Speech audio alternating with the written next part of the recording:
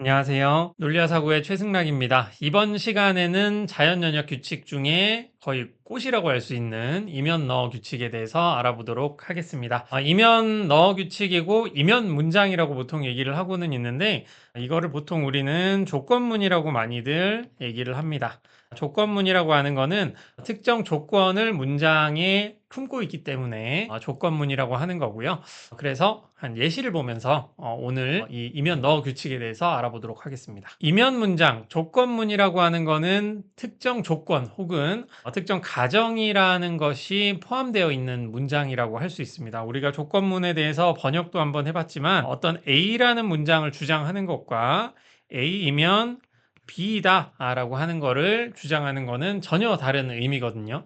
이렇게 적어보면 별로 차이가 나지 않는다라고 생각을 할 수가 있는데 실제 우리가 일상적으로 사용하는 그 말들을 봤을 때 우리는 암묵적으로 조금 원래 그 조건문이 가지고 있는 의미와는 조금 다르게 주장하는 경우도 상당히 많습니다. 그 대표적인 예 중에 하나가 피할 수 없다면 즐겨라 라는 그런 표현을 많이 쓰고 있는데 피할 수 없다면이라고 하는 이 표현에는 이면이라는 표현이 들어가 있는 걸 볼 때 이거는 특정 조건문이라고 할 수 있거든요. 피할 수 없는 그런 조건적인 상황, 피할 수 없는 그 상황에 당신이 처해 있다는 게 참이라고 한다면 그렇다면 당신은 그 상황을 즐겨야 된다라고 얘기를 하는 건데 많은 분들이 피할 수 없다면 즐겨라 라고 하는 표현을 너는 이 상황을 피할 수가 없으니까 무조건 즐겨야 돼.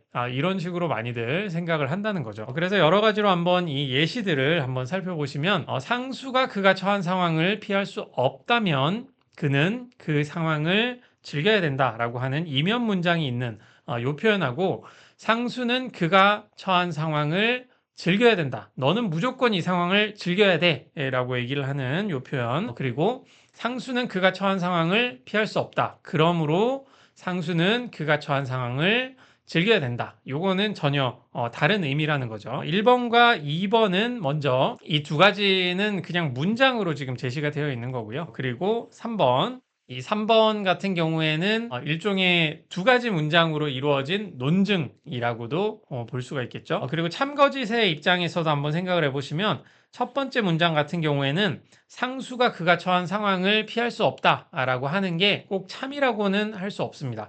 상수가 그가 처한 상황을 피할 수 없는 게 아니다라고 한다면 그 상황을 즐기지 않는다라고 하더라도 이 문장은 참이 될 수 있는 그런 상황이고요.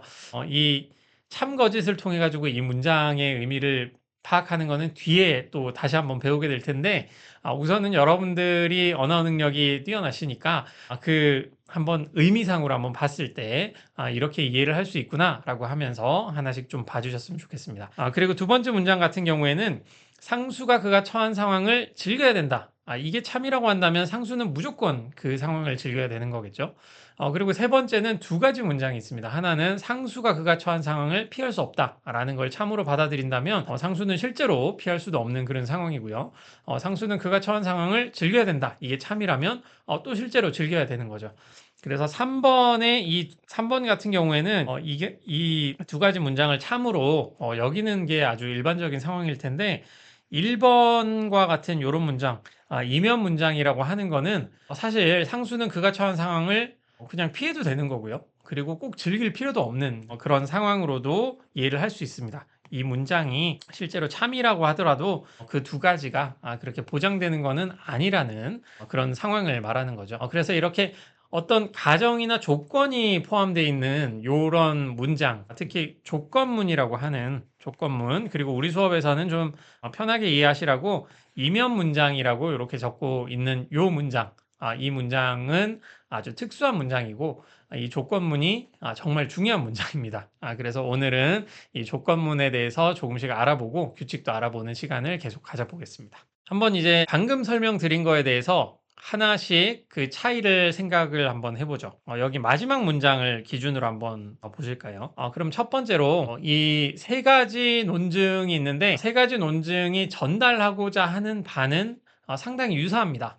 유사한데 어떤 차이가 있는지 하나씩 봐주시길 바랄게요. 첫 번째로 만일 희수가 철학을 좋아한다면 이면 문장이죠. 한번 번역도 옆에 한번 해보겠습니다. 이제 번역 연습 계속 꾸준히 하시길 바라겠고요. 이면이니까 조건문 이렇게 적으시면 되겠고, 그는 논리학을 좋아한다. B라고, 다른 문장이니까 B라고 번역하시면 더 좋겠죠. 이런 상황이고요. 그리고 두 번째, 희수는 논리학을 좋아하지 않거나, 희수는 논리학을 좋아하지 않거나, 이 not B네요. 않거나, 깊이 생각하는 것을 좋아한다. 라고 하는, 이거는 C로 해야 되겠네요. C. 그래서 결론이 뭐가 나오냐면, 따라서 만일 희수가 철학을 좋아한다면, 옆으로 좀 우선 옮겨보겠습니다. 첫 번째 예시가 요거고요. 희수가 철학을 좋아한다라면, 그는 깊이 생각하는 것을 좋아한다. 이렇게 번역이 되는 거겠죠. 결론까지 이렇게 제시를 한다면, 이렇게 결론을 제시를 해주면 되고요. 두 번째 문장. 만일 희수가 철학을 좋아한다면 그는 논리학을 좋아한다. 요거는 이제 동일하고요. 희수는 논리학을 좋아하지 않거나 깊이 생각하는 것을 좋아한다. 요것도 동일하고요. 그런데 결론이 뭐가 나올까요? 따라서 그는 깊이 생각하는 것을 좋아한다. 그리고 세 번째, 마지막으로 만일 희수가 철학을 좋아한다면 그는 논리학을 좋아한다. 그리고 희수는 논리학을 좋아하지 않거나 깊이 생각하는 것을 좋아한다. 여기는 전제가 하나 더 있죠. 희수는 철학을 좋아한다. 따라서 희수는 깊이 생각하는 것을 좋아한다. 우리 이면 없애 규칙 배웠잖아요. 이면 없애 규칙도 배우고 이건 없애 규칙도 배웠으니까 한번 생각해 보시면 전제 A가 있죠. 전제 세 가지 전제에 3번 한번 보겠습니다. 거기에 전제 A가 있고 A를 첫 번째 전제에 이면 없애를 하시면 우린 B를 얻을 수 있죠. B를 얻은 상태에서 두 번째 전제에 사용하시면 이거는 없애할 수 있죠. 그러면 C를 얻어서 이렇게 C를 이끌어낼 수 있습니다. 그 말로 볼 때 요거는 타당한 논증이구나. 자연 연역을 통해 가지고 이끌어낼 수 있는 모든 결론은 타당하게 이끌어진 거라고 말씀을 드렸으니까 여러분들이 배운 이 자연 연역의 규칙으로 이끌어낼 수가 있죠. 그래서 이건 타당한 논증이 됩니다. 그렇다면 2번은 어떻게 될까요? 2번은 우리가 배운 규칙으로는 이게 타당한지 타당하지 않은지 우선 이끌어낼 수는 없겠죠. 물론 뒤에 이제 진리표라든가 그런 걸 좀 배우게 되시면 실제로 이것들이 전제가 참인데 결론이 거짓인 경우를 찾아내서 이 논증이 올바르지 않다는 것도 보일 수가 있습니다. 그렇게 하는데 우선은 그런 방식이 상당히 좀 단순 노동을 굉장히 요구하는 그런 방식이긴 하거든요. 그러니까 지금은 우리가 사용한 이 규칙을 통해 가지고 이끌어내기가 굉장히 어렵겠구나라는 걸 한번 판단을 해보시면 되는데 물론 C가 있는데 C를 얻으려면 여기에서 이거는 없애를 해야 되잖아요. 이거는 없애를 해야 되는데 이거는 없애를 하려면 B가 있어야 되고요. B를 얻으려고 하면 첫 번째 전제에서 얻어야 되는데 여기는 또 B가 아니죠.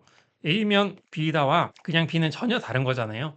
그러기 위해서는 A와 같은 전제가 있어서 이면 없애를 해야 되는데 지금 우리는 A라는 전제가 없습니다.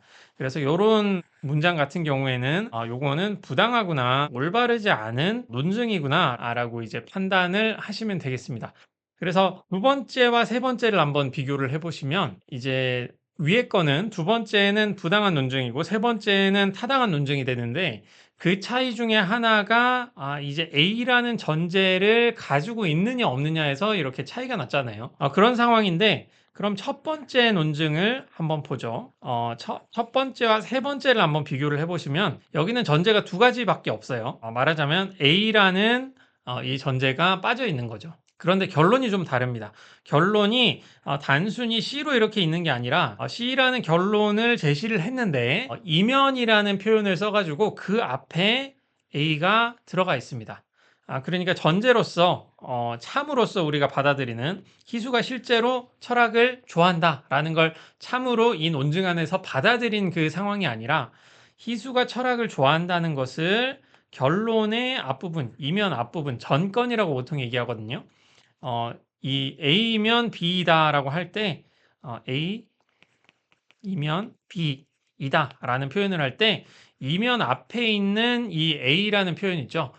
이거를 보통 전건이라고 얘기를 하고요. B를 후건이라고. antecedent가 전건이고요. 후건은 succedent라는 식으로 영어로 표현하는데 전건, 후건 뭐 이런 식으로 쓰고 있습니다. 그래서 이 A라는 문장을 여기서는 전제로 가지고 있고 1번에서는 이면 문장의 전건으로 가지고 있는 케이스인데 그러다 보니까 이제 우리가 또 규칙을 계속 배울 거잖아요.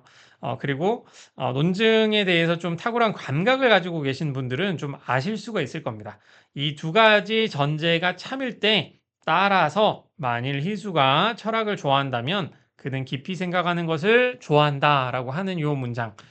이게 참이라면 결론이 참으로써 반드시 참으로써 따라 나오겠구나라는 생각을 하시는 분들도 상당히 많으실 겁니다. 어, 그래서 말하자면 이 첫 번째 논증과 두 번째 논증은 타당하다고 할 수가 있어요. 요 논증과 요 논증은 서로 타당합니다. 안타깝게도 두 번째는 타당하지 않고요. 근데 첫 번째 논증하고 두 번째 논증을 비교를 해보시면 세 번째 논증이죠. 세 번째 논증은 희수가 철학을 좋아한다라는 요 표현이 전제로서 이렇게 참으로 우리가 받아들이는 논증 안에서 참으로 우리가 받아들이는 전제로서 가지고 있고 첫 번째 논증 같은 경우에는 이 희수가 철학을 좋아한다는 것을 결론의 이면 문장의 전건으로 가지고 있는 그런 차이가 있는 거죠.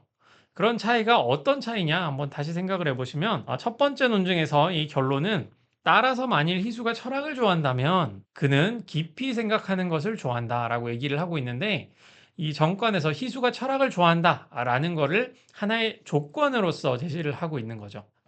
희수가 실제로 철학을 좋아하는지 좋아하지 않는지에 대해서는 내가 자세하게 모르겠지만 만약에 희수가 실제로 철학을 좋아한다라고 한다면 이런 두 가지 논증을 사용해서 우리는 그가 깊이 생각하는 것을 좋아한다고 할 수가 있겠구나. 라고 하는 거죠.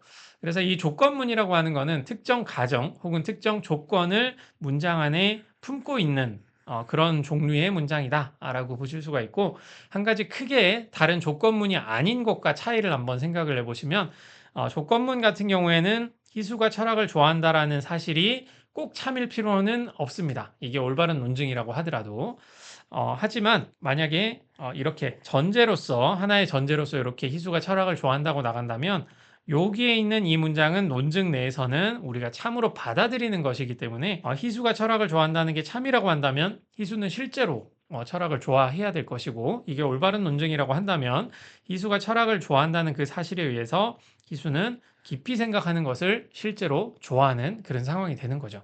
하지만 첫 번째 논증에서는 결론이 이렇게 올바르게 따라 나왔다고 하더라도 희수가 철학을 좋아하지 않을 수도 있고요. 그리고 실제로 그런 상황에서 깊이 생각하는 것을 좋아하지 않을 수도 있습니다. 심지어 이 결론이 둘 다 참이라고 하더라도요. 그런 차이가 있다라고 하는 거. 지금 좀 어려우실 수도 있는데 한번 자세하게 이 문장의 뜻에 대해서 한번 생각을 해보시면은 조금씩 이해가 되지 않으실까 싶습니다. 그럼 조금 이해가 안 된다라고 한다면 이번 시간에 배우는 이면너 규칙을 한번 배워보시면서 형식적으로 한번 먼저 이해를 해보시고요. 그 다음에 차근차근 이면 문장 조건문이 어떤 뜻을 가지는구나 그것도 한번 생각해 보시면 좋겠습니다. 여기 그래서 이제 또 설명을 드릴 것 중에 하나가 우리 수업에서는 전제와 가정이라는 이 두 가지 표현을 앞으로는 좀 구별을 하려고 합니다. 전제는 영어로는 이제 프레미스라고 쓰고 가정은 어썸션이라고 보통 하고 있고 여러분들이 사전에 한번 찾아보시면 전제나 가정이 거의 뜻이 유사합니다. 그렇게 차이가 나는 게 아니거든요. 근데 우리가 지금 배우고 있는 논리학의 자연 연역이라고 하는 여기에서는 이 가정과 전제를 구별하는 게 조금 이해하기가 쉽습니다. 그래서 우리 수업에서는 전제라고 하는 거는 논증에서 참이라고 받아들인 일종의 문장이다. 라고 한번 여겨주시면 되겠고요. 그래서 여기 예시로 한번 보시면은 1번과 2번으로 우리가 자연 연역을 하면 이렇게 전제를 먼저 말씀드리고 그 다음에 여기 결론을 이렇게 말씀드리잖아요. 그때 1번과 2번으로 이렇게 제시하는 것들 요거를 앞으로는 전제라고 할 것이고 자연 연역을 우리가 사용을 한다라고 하는 거는 그 전제가 참이라는 것을 우리가 받아들이겠다라고 하는 거거든요. 그러니까 그 전제를 논증 내에서 참으로 우리가 받아들이는 그런 문장들 그런 것들을 보통 전제라고 한다라고 생각을 하시면 되겠고 만약에 조금 더 형식적으로 공부를 해보신 분 아니면 좀 약간 수학 쪽에 익숙하신 분들은 이런 거를 보통 공리라는 표현으로 조금 다르게 사용을 하고 있습니다. 여기서 그래서 우리 수업에서 제가 전제라고 하는 거는 공리라고 하는 표현에 좀 가깝구나. 근데 사실 공리라는 게 훨씬 더 강한 개념이긴 하거든요. 강하다는 게 무슨 뜻이냐면 수학에서 공리라고 하는 거는 어떤 상황에서도 이거는 무조건 참인 그런 것들을 공리라고 보통 얘기를 하고 있는데 우리가 지금 수학에 대한 거를 또 논리적으로 분석하는 그런 수업은 아니기 때문에 우리가 이 수업에서 전제라고 하는 것들은 최소한 그 우리가 사용하고 있는 논증 내에서는 참으로 받아들이는 문장이다. 라고 생각을 해주시면 되겠고, 여기 가정이라고 하는 거, 가정이라고 하는 거는 논증 내에서 그것이 참인지 거짓인지에 대해선 판단을 약간 유보하고 있는 거. 하지만 그런 가정을 했을 때 어떤 결론이 나올 수 있다라는 가정적인 상황에 대해서는 우리가 판단을 할 수 있는 그런 종류의 문장을 가정이라고 쓰도록 하겠습니다. 그래서 여기서 적은 것도 이렇게 해놨는데요. 가정이라는 거는 참인지 거짓인지 모르지만 결론을 이끌어내기 위해 참임을 상정한, 가정한 문장입니다. 라고 볼 수 있고 여기서는 상정한이라고 적었지만 보통 뭐 일상적으로 여러분들이 이렇게도 얘기하잖아요. 결론을 이끌어내기 위해 참임을 가정한, 참임을 전제로 한, 뭐 이렇게도 쓰잖아요. 그래서 일상적으로는 전제나 가정이 그렇게 차이가 없게 사용되고 있는데 최소한 우리 수업에서 전제라고 하는 거는 논증 내에서 참임을 그냥 받아들여야 되는 그런 문장이라고 한다면 가정이라고 하는 거는 논증 내에서 참인지 거짓인지에 대한 우리의 태도가 결정되지 않은 그런 종류의 문장이다라고 얘기를 해주시면 생각을 해주시면 되겠습니다. 그래서 밑에 예시가 뭐 이런 건데 아직 자연 연역을 배우지는 않았는데요. 한번 예시로 요거 한번 뒤에서 한번 더 보겠지만 한번 해보시면 1번 지구온난화가 인류의 위협이 된다면 조건문이죠. 우리는 지구온난화를 막아야 된다라고 하는 B. 2번 우리가 지구온난화를 막아야 한다면 우리는 육식을 하지 말아야 된다. 그래서 결론으로 제시를 한 게 지구온난화가 지구에 위협이 된다면 우리는 육식을 하지 말아야 된다라고 이렇게 결론을 이끌어내는데 다른 것도 이런 것들이 있었잖아요. 근데 B라는 게 결론이 나오면은 이 결론의 바로 전 단계에서 and라는 이고 너라는 문장, 그 규칙, 이고 너라는 규칙이 쓰였겠구나라는 거를 알 수 있다고 했죠. 마찬가지로 A면 C이다라는 문장이 나왔다라고 하는 거는 그 전에 이면 너라는 규칙을 사용했겠구나라고 생각을 할 수가 있습니다. 앞으로 지금 갑자기 이해가 안 되시더라도 계속 한 두세 번 반복을 할 테니까요. 한번 이해를 해보세요. 이렇게 조건문이 결론으로 나왔다라고 한다는 거는 조건문의 앞에 있는 이 전건이 어딘가에는 가정이 되어 있는 거구나라고 생각하시면 되거든요. 그래서 앞으로는 이렇게 적을 겁니다. 3번, 그냥 3번이 아니라 가정이기 때문에 스타를 이렇게 찍는 거는 가정을 가지고 있는 가정 하에서 나오는 우리의 추론 과정이기 때문에 스타를 이제 쓰게 될 텐데 이렇게 가정으로 해서 E라고 이렇게 쓰게 될 거예요. 이렇게 쓰는 이유는 가정이라고 하는 거는 우리가 그 문장이 실제로 참인지 거짓인지에 대한 우리의 태도가 결정되지 않은 거라고 말씀드렸잖아요. 그래서 만약에 이런 문장이 있다. 3번에 A라는 전제가 이렇게 있었다. 이렇게 한다면 A를 1번에 적용해서 이면 없애하면 B를 얻고 또 2번에 적용하면 이면 없애해서 C를 얻고 그래서 결론이 이렇게 C가 나오는구나. 이렇게 할 때는 1번, 2번, 3번 모두 우리가 참으로 받아들인 이 논증 내에서는 이거를 나는 참으로 받아들이겠어 라고 하는 그런 문장이라고 했잖아요. 그래서 이걸 전제라고 했는데 이 가정이라고 하는 거는 논증 내에서 우리가 참인지 거짓인지에 대한 내 태도가 결정되지 않은 거다. 라고 생각을 해주시면 되겠습니다. 그래서 이 논증과 좀 다르게 이런 거 같은 경우에는 이렇게 가정을 했기 때문에 A를 가정해서 이제 여기서부터 동일하게 할 수 있습니다. 스타를 찍는다, 가정을 찍는다. 이 스타를 적은 거 외에는 별 차이가 없거든요. 3번을 1번에 적용해가지고 이면 없애해서 여기서는 또 B를 얻을 수 있겠죠. 지금 우리가 3, 다 이면 없애 해서 B도 얻고요. 5번 스타에서 B를 얻었으니까 2와 4 스타 이거를 2번에 적용을 다시 하는 거죠. 그러면 또 이면 없애 하시고요. C를 넣고 이렇게 얻었으면 3이라는 거를 가정해서 우리가 B도 얻고 C도 얻었잖아요. 근데 만약에 가정을 하지 않았다. 가정을 하지 않은 경우와 좀 비교를 해보면 가정하지 않았을 때는 그냥 결론으로 C를 제시를 하면 되는 거죠. 자연연역 써가지고. 근데 문제는 여기에 가정을 했다는 것이고 가정을 했다는 거는 A라는 문장이 우리가 실제 이게 우리의 태도가 이 문장을 받아들이는 우리의 태도가 참인지 거짓인지에 대해 전혀 결정을 하지 않은 거거든요. 결정을 하지 않은 상태에서 C가 나왔으니까 그냥 C라고 얘기를 해버리면, 결론을 내려버리면 그건 안 되는 거죠. 왜냐하면 이 밑에 있는 논증 같은 경우에는 A에 대해서 내가 참으로 받아들인 그런 태도 하에서 C를 이끌어낸 거기 때문에 C가 참이야 라고 할 수 있는데, 여기서는 나는 A가 참인지 거짓인지에 대해서 아무런 생각이 없는 상태에서 나온 C이기 때문에 그냥 결론으로 이러면 안 된다는 거죠. 그렇다면 어떻게 해야 되느냐? 이 가정이라는 거를 조건문의 정건으로, 문장 안으로 집어넣어서 결론을 내려야 됩니다. 그렇다면 6번에 3스타에서 여기는 물결 그냥 이렇게 치셔도 되고요. 뒤에서 다시 합니다. 5까지 가정을 해서 C를 이끌어냈으니까 요 과정들, 이 과정들에 대한 번호를 이렇게 적어주시고 여기에 이면 넣어 적어주시고요. 적어주신 다음에 가정한 거를 이면의 정건으로 빼주시면 됩니다. 빼주시고 그리고 조건문 적어주시고 C 이런 식으로 단순히 그냥 C가 나오는 게 아니라 조건문의 그 앞에 정건, 이면 문장의 정건에 우리가 가정한 거를 집어넣어서 이렇게 결론으로 이끌어내 주시면 되는 겁니다. 그래서 A면 C이다 라는 결론이 나오면 되고, 이것이 여기 나오는 이 결론이죠. 지구온난화가 인류의 위협이 된다면 우리는 육식을 하지 말아야 된다. 위협이 되지 않는다면 육식을 해도 되고 안 해도 된다는 거죠. 조건이 충족이 돼야지 이게 참이 되는 거기 때문에 이 문장이 이 문장을 우리가 참으로 받아들인다고 해서 지구온난화가 인류의 위협이 된다라는 걸 우리가 참으로 받아들이는 건 또 아니다라고 하는 거.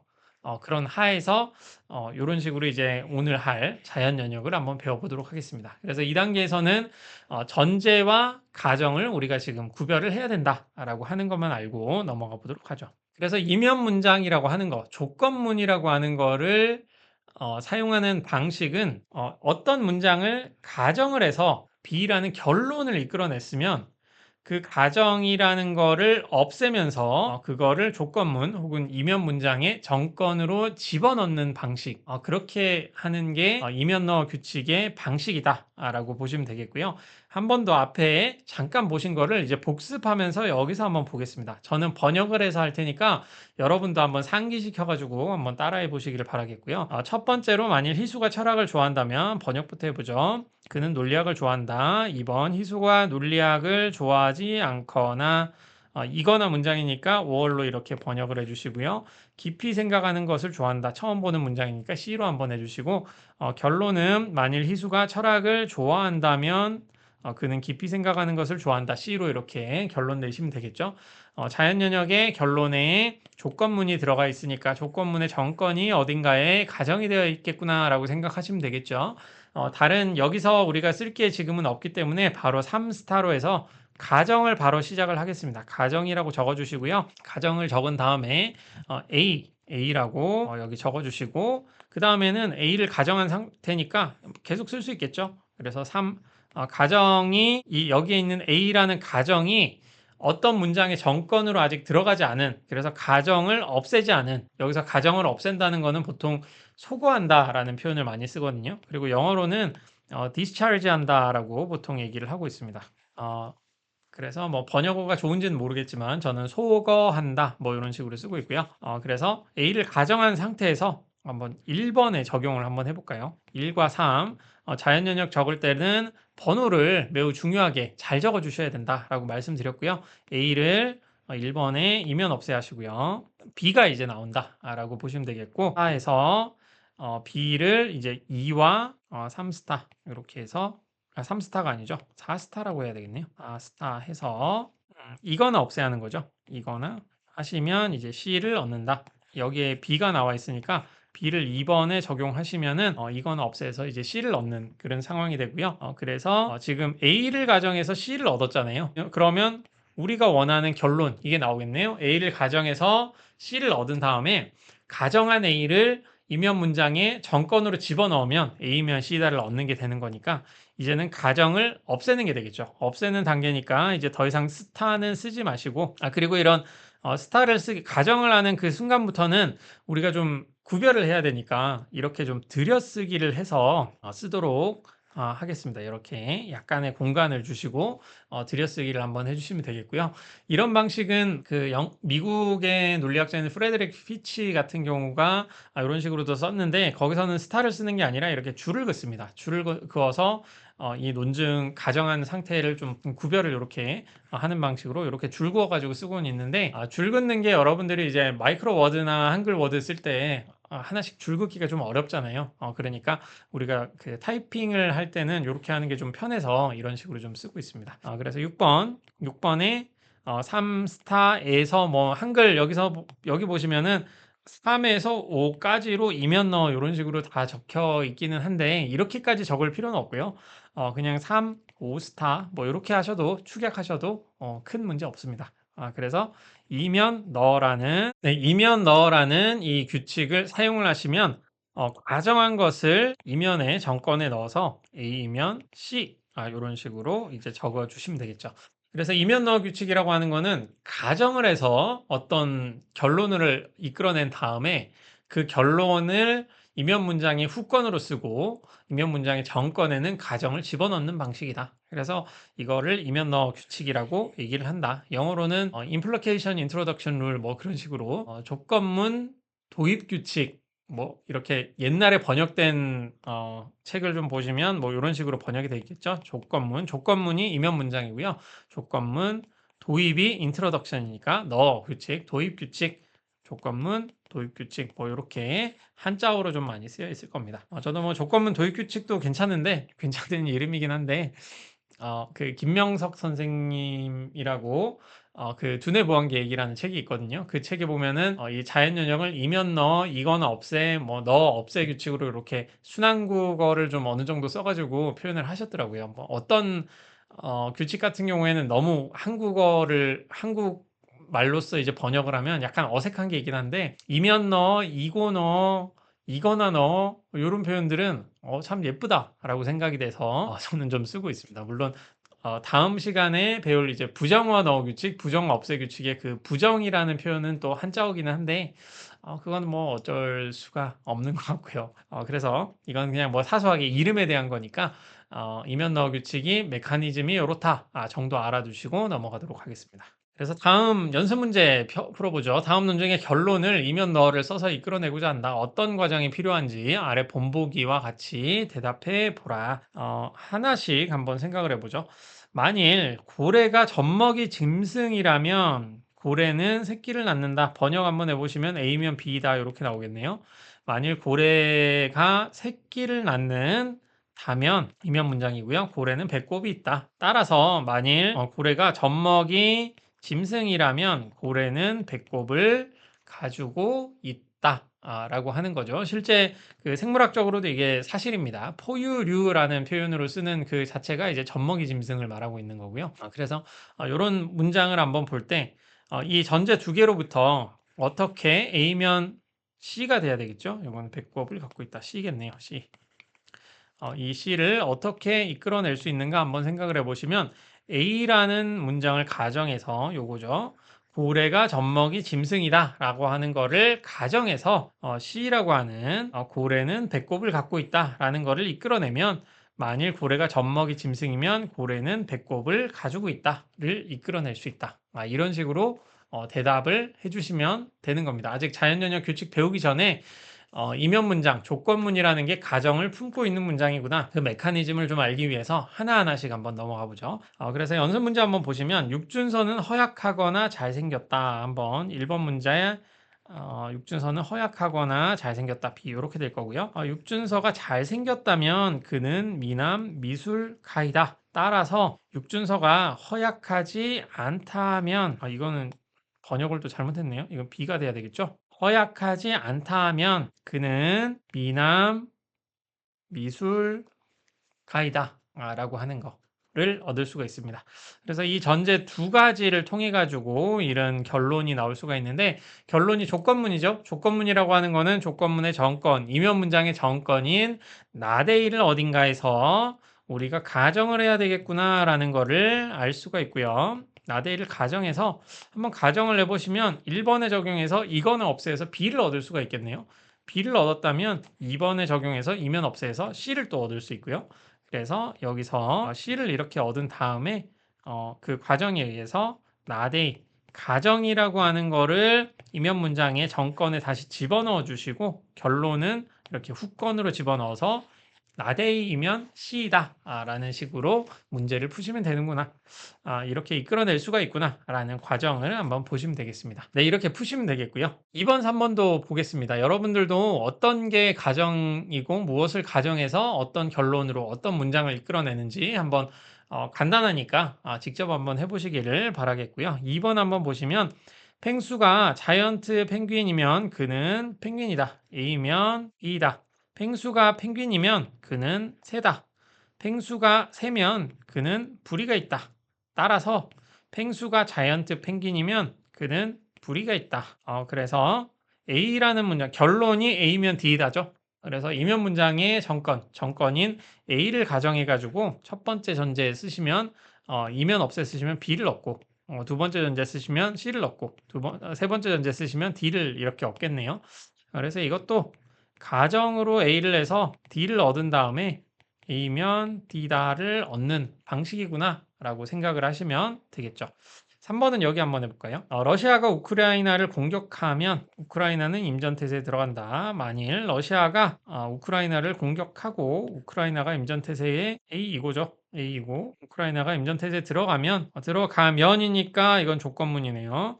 북대서양 조약기구 회원국들을 우크라이나를 돕는다. 따라서 러시아가 우크라이나를 공격하면 북대서양 조약 기구 회원국들은 우크라이나를 돕는다. C가 되겠네요. 그래서 1번, 2번 이런 식이 되는 거고요. 1번, 2번. 이것도 결론 한번 보시면 A를 가정해서 C를 이끌어내고 그 다음에 A면 C를 얻었겠구나 라고 생각을 할 수 있죠. 그래서 3스타 뭐 자세하게는 안 하고 이 가정 상황만 보고 넘어가겠습니다. A를 가정해서 1번에 이면 없애 하시면 우리는 B를 얻을 수 있죠. B를 얻었으니까 이거 넣어 하시면 A and B를 얻겠네요. A and B를 얻었으면 2번에 적용하시면 이면 없애 하면 C를 얻겠네요. 그래서 A를 가정해서 우리가 C를 얻을 수 있고 그거를 통해 가지고 A이면 C다를 이렇게 얻을 수가 있구나라고 생각을 할 수 있습니다.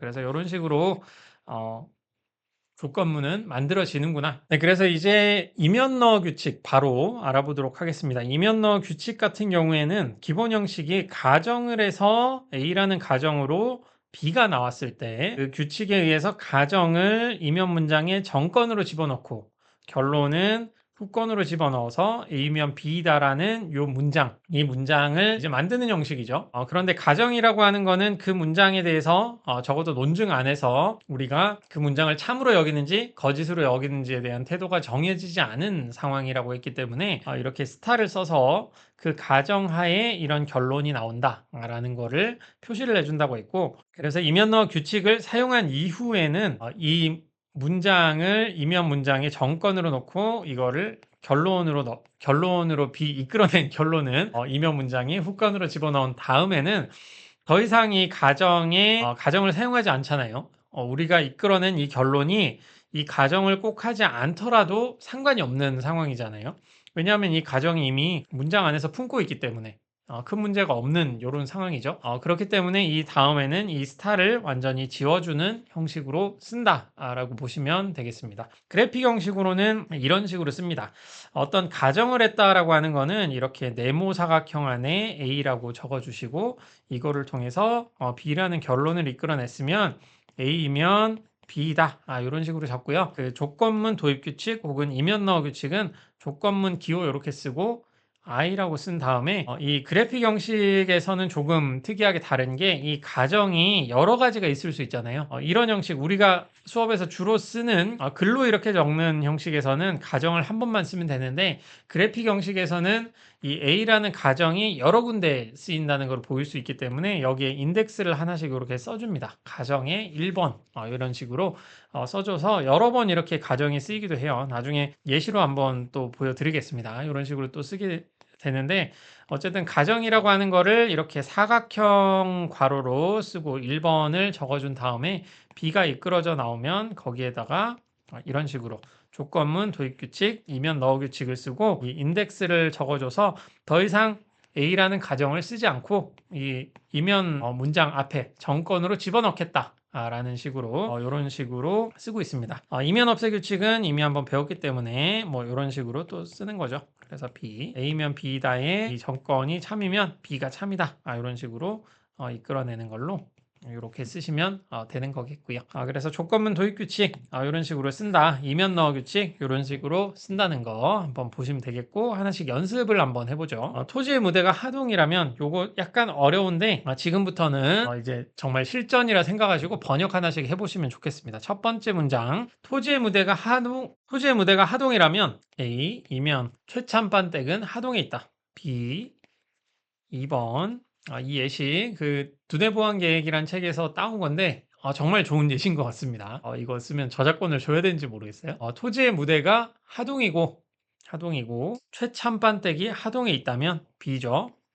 이면 문장이니까 조건문 이렇게 해주시고요. 토지가 최참판댁에 승승장구를 그리고 있지는 않다. 그리고 있다를 우리가 C로 하면은 않다는 부정어 이렇게 되는 거죠. 그리고 3번 토지는 개항기 이후 한국 사회의 급격한 변화를 잘 보여주거나 없는 문장이거나 최참판댁에 승승장구를 그리고 있다. C라고 하면 되겠네요. 따라서 만일 토지의 무대가 하동이라면 토지는 개항기 이후 한국 사회의 급격한 변화를 잘 보여준다. D가 되겠네요. 이거를 한번 풀어보시면 되죠. 밑에 부분에 이런 식으로 좀 풀어보시는 것도 되는데 위에 기호로 한번 어떤 식으로 우리가 자연연역을 쓰는가 두 가지 방식으로 한번 보도록 하겠습니다. 첫 번째, 결론의 조건문, 이면 문장을 사용하고 있기 때문에 이면 문장의 앞에 있는 정건이 어딘가에 가정되어 있겠구나 생각할 수가 있죠. 그렇다면 A를 가정한다라고 한다면 1번에 이면 없애하면 B를 얻겠네요. 그럼 A도 있고 B도 있으니까 이거너 하시면 A이고 B를 얻을 수 있고 A이고 B를 얻었으면 2번에 적용해서 이면 없애 하시면 나치를 얻을 수 있고요. 나치를 얻었으면 3번에 적용해서 이거너 없애서 D를 얻을 수 있습니다. 그래서 A를 가정해서 D를 얻은 다음에 이면 넣어 규칙을 통해 A면 D를 얻으면 되겠구나 라고 생각을 할 수가 있죠. 그래서 두 가지로 한번 풀어보죠. 첫 번째 스타 우리는 가정을 한번 써보겠습니다. 가정으로 적어주시고 이 A를 가정으로 쓰겠다라고 이렇게 한번 써주시면 되겠고요.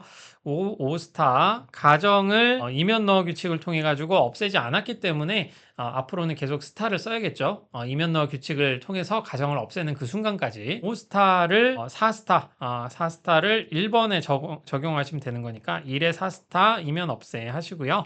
그럼 B를 얻게 됩니다. B를 얻었으니까 이제는 이 A and B를 얻어가지고 2번에 적용을 한번 해봐야겠네요. 그죠? 그러니까 6스타 해서 2와 5스타로 이고 너라는 규칙을 써주시면 A and B가 될 거고요. 이렇게 A and B가 됐으니까 6스타를 이제 2번에 쓰시면 됩니다. 7스타에서 2와 6스타 해서 이면 없애 하시고요. 그러면 닷C가 나오겠네요. 닷C가 나왔으니까 우리 3번에 이제 적용할 수 있습니다. 3번에 8스타로 해서 3과 7스타 해서 이거나 없애 해서 한번 D를 이렇게 얻을 수가 있고 이렇게 됐으면 가정 A를 해서 우리가 D를 얻었네요. A를 해서 D를 얻은 거니까 이 상태에서 9번 4스타에서 8스타에서 이면 넣어 하시면 A이거나 이런 식으로 우리가 얻을 수 있습니다. 결론을 얻을 수가 있죠. 그렇다면 그래픽 형식으로는 이거를 어떻게 할 수가 있는가? 그것도 한번 해보고 간단하게 해보고 넘어가도록 하겠습니다. 그래픽 형식은 한번 해보시고 편의상 이게 괜찮다 싶으면 쓰시고요. 너무 어렵다 하시면 방금 썼던 그 글 방식으로 한번 써보시면 되겠습니다. 그래픽 형식으로는 마찬가지인데요. 결론이 A면 D다라고 하는 게 나왔다는 거는 A를 어딘가에 가정을 하겠구나라는 거를 알 수가 있죠. 그래서 아까처럼 쓸 수가 있는데 A를 A면 B다. 요거는 어떤 전제로 쓰는 거니까 그냥 가만히 적어주시고 A를 가정을 하는데 가정을 했으니까 이 가정의 그 그래픽 형식에서는 이런 가정을 할 때마다 인덱스를 하나씩 적어줘야 됩니다. 같은 종류의 가정인지 아닌지. 그래서 A를 가정하고 1번을 이렇게 적어주시고요. 1. 그 상태에서 이거나 없애라는 표현이니까 이거나 없애 이렇게 2로 한번 적어주시면 B가 나올 수가 있겠죠. 이거나 없애 규칙 썼으니까. B를 얻은 다음에는 여기에 적용한다고 했죠. A and B에 적용한다고 했으니까 여기서는 또 약간 사용이 다릅니다. 그래픽으로 적고 있기 때문에 A라는 가정 여기에 있는 A라는 가정과 동일한 것이다 라고 하는 1번 인덱스를 이렇게 같이 적어 주시고요. 그런 상황에서 줄 그어 주시고 이고 너어 규칙 and introduction rule 이렇게 적어 주시면 A and B라는 거를 얻을 수가 있습니다. B. 사실 좀 아까보다 좀 어렵게 느껴지실 수도 있겠네요. 그런데 우리가 가지고 있는 전제는 요거네요. 요거니까 A and B이면 not C라고 하는 거를 우리가 가지고 있죠. 그러니까 이거를 전제로 쓰시고 그런 상황에서 이면 없애 규칙 쓰시면 되겠죠. 이면 없애 규칙 쓰시면 not C가 나오네요. 그렇죠? not C를 얻었으니까 not C를 3번 이거나에 쓰면 되겠네요. 이거나 없애 하는 걸로. 그러면 not C 규칙을 이렇게 해서 이거나 없애 규칙 or elimination 룰로 해서 D 이런 식으로 이끌어내면 됩니다. 그렇다면 가정이 여기 있는데 아직 디스차지 되지 않은 보통 조금 더 엄밀히 말하자면 이런 네모난 괄호라고 하는 거는 속어라고 하죠. 곧 소거할 그 가정에 대해서만 이렇게 보통 쓰고 있고요. 더 자세하게 하자면 우리가 지금 쓰고 있는 전제라고 하는 거는 이런 식으로 이렇게 위에 쳐줘서 뭐 이거는 엑시옴이야 뭐 이런 식으로 사실 이까지 다 적어줘야 되기는 합니다. 이거는 근데 아직 학술적으로 뭔가 그 공통적으로 약속돼 있는 게 아직은 없는 것 같아요. 아직은 없는 것 같아가지고 이런 식으로 좀 참고 사항으로 한번 적어주시고요. 우리가 여러분들에게 이제 학술적으로 뭐 논리학의 증명론이나 이런 거 가르쳐 드리는 게 아니라 이거를 좀 그걸로 쓰는 거잖아요. 좀 실용적으로 쓸 수 있는 거를 사용하는 거기 때문에 굉장히 디테일하게 가는 것도 약간 설명은 드릴 텐데 여러분들이 딱 보시고 이거는 쓸만하네 하는 것만 좀 가지고 가시면 되겠습니다. 그래도 설명하는 입장에서는 조금 더 정확하게 설명드리는 게 더 나을 수 있잖아요. 그래서 이렇게 그래픽 형식에서는 가정이라고 하는 거, 소거할 가정에 대해서는 이렇게 꺽쇠의 괄호를 꼭 라고 보시면 되겠고, 인덱스가 이제 동일하죠. 동일한데 A를 가정해서 D라는 문장을 우리가 이끌어냈다라고 하는 걸 보인 거기 때문에 이렇게 보인 다음에는 여기에 조건문 도입 혹은 이면 넣어 규칙으로 1번에 있는 가정을 소거해서 이면 문장의 정건으로 집어넣을래 라고 적어주시면 됩니다. A를 가정해서 D를 이끌어냈다 라는 식으로 이렇게 적어주시면 되겠고요. 이런 그래픽 형식의 장점은 가지 모양으로 이렇게 어디에서 어떤 전제로부터 이런 결론이 나왔는지를 그림 형식으로 보기 때문에 어떻게 의존 관계에 있는지 이게 좀 확실하게 보인다는 장점이 있긴 있습니다. 그래서 논증 분석할 때 이런 거를 더 선호하시는 분들도 있다. 한 그 정도만 알아주시면 되겠고 지금 배우신 그래픽 형식은 뭐 시험에 나온다든가 그런 건 아니니까 그냥 편하게 한번 보시면 되겠습니다. 그래서 네, 이제 연습 문제 한번 풀어보시도록 하죠. 글로 쓰는 방식으로 여러분들이 한번 해보셨으면 좋겠고요. 제가 문제를 푸는 동안에 직접 한번 해보시면 좋겠습니다. 한번 그럼 바로 진행을 해보죠. 만일 1번 전제부터 볼까요? 만일 정의가 등록금을 마련할 수 없다. 없거나 마련할 수 있다를 A로 보시면 없거나 이거나 문장이고요. 성적이 우수하다라는 거 정의가 성적이 우수하다는 거죠. 주어가 지금 생략되어 있는 상황으로 보시면 되겠고 이면 문장이니까 여기서는 조건문 이렇게 보시면 되겠고 그는 정의는 장학금을 신청할 수 있다. C 이렇게 보시면 되고요. 2번 만일 정의가 장학금을 신청할 수 있다면 그는 아르바이트를 하지 않아도 된다. 마지막 동사가 그래도 긍정문이기 때문에 이거는 부정문으로 하기보다는 그냥 D로 한번 하겠습니다. 안 와도 된다. 따라서 만일 정의가 성적이 우수하다면 B 그는 아르바이트를 하지 않아도 된다. 이런 식으로 보면 되겠네요. B를 가정해가지고 D를 이끌어내는 형식으로 보시면 되겠고 여기서는 이제 가정으로 B가 나오겠죠. 바로 한번 해보겠습니다. 여러분들도 바로 하셨기를 바랄게요. 가정으로 B를 가정하시면 우리가 D를 이끌어내야 되는데 D를 이끌어내려면 C가 있어야 되네요. 근데 C를 얻으려면 1번에서 얻어야 되는데 1번에서 얻으려면 나대이 올 B가 있어야 되죠. 근데 우리가 지금 할 수 있는 거는 가정 B 정도인데 이걸 어떻게 얻을 수 있냐? 그렇게 어렵지는 않죠. 3스타에 이거나 넣어 규칙을 한번 써주시면 나데이 올 B를 이렇게 얻을 수가 있죠. 나데이 올 B를 얻었으니까 5스타로 해서 1과 4스타 이면 없애 하시고요. 그럼 C라는 걸 이제 얻을 수 있고요. 이까지 얻었으면 6스타 2와 5스타 해서 이면 넣어 규칙 해주시면 이면 없애 해야 되는 거죠. 이면 없애. 그래서 7번에 3스타에 6스타 이면 너어 규칙 사용해 주시면서 이렇게 별표가 없는 이유는 가정한 거를 결론의 문장에 이면 문장에 정건으로 집어넣는 그 상황이죠. 그리고 그러면서 가정을 없앤다는 뜻이라고 말씀드렸어요. 그래서 B를 가정해 가지고 D를 이끌어낸다. 라고 이렇게 보시면 됩니다. 이렇게 B면 D다. 이런 식으로 쓰시면 되겠고 조금 더 확실하게 한다라고 한다면 이런 기호 안 쓰고 한국어로 이렇게 쓸 수도 있겠죠. 그렇게도 한번 해보시면 좋겠습니다. 저는 사실 기호를 안 쓰고 하면 너무 헷갈리더라고요. 너무 헷갈리는데 잘하시는 분들은 꼭 안 쓰셔도 되겠죠. 자, 6번. 이것도 한번 보시면서 여러분들이 하나씩 해보셨으면 좋겠어요. 저는 적으면서 바로 시작을 해볼게요. 직접 해보시고 싶으신 분들은 영상 이제 멈춰놓고 한번 해보시길 바라겠습니다. 코로나 인플레이션 이후 금리 인상은 피할 수 없는 세계의 추세이거나 이미 좀 오래된 상황이기는 하지만 정말 코로나 인플레이션 이후로 사실 경제 구조가 세상이 바뀐 것 같은 그런 생각이 좀 듭니다. 경제 구조도 사람들의 생활도 확실하게 변했죠. 쓸데없는 얘기라 바로 문제를 풀도록 하겠습니다. 일본은행은 인플레이션으로 인한 일본 국민의 피해를 모른 척한다. 그냥 B로 하겠습니다. 이게 한 코로나 인플레이션이니까 한 5년 전 그 정도죠. 5년 전 옛날 얘기라는 거 한번 생각을 해주시고 코로나 인플레이션 이후 금리이 피할 수 없는 세계의 추세라면 일본은 국채 대출 금리 인상으로 인한 채무 압박에 시달릴 것이다. 없는 문장이니까 C로 한번 보시고요. 일본은행은 인플레이션으로 인한 일본 국민의 피해를 모른 척하지 않거나 not B죠. 이거나 문장이고 일본 은행은 대량의 국채 매입으로 엔화 가치를 하락시켜 금리 인상을 막을 것이다. 실제로 그랬던 것 같긴 한데. 그러므로 일본 은행이 대량의 국채 매입으로 엔화 가치를 하락시켜 금리 인상을 막는 것이 아니라면 나띠죠. 일본은 국채 대출 금리 인상으로 인한 채무 압박에 시달릴 것이다. C가 될 것 같네요. 그죠? 번역을 제대로 한 거겠죠. 여기 있는 예시들이 다 이제 조건문이기는 한데 실제 우리 사회에서 세계에서 있었던 일과 일관적인지를 갑자기 의심이 되기 시작을 해서 거의 일관적인 것 같긴 한데 그때 일본이 어떻게 했더라?